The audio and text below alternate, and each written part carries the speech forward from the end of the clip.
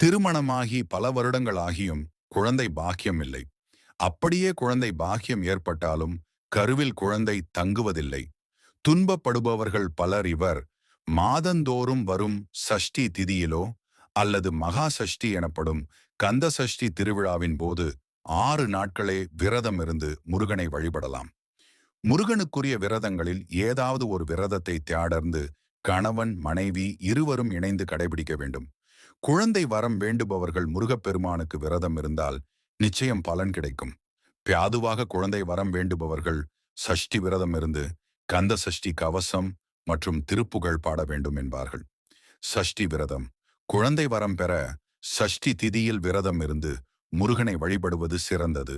இது மாதந்தோறும் வந்தாலும் ஐப்பசி மாதத்தில் வரும் கந்த சஷ்டி மிகவும் முக்கியமானது.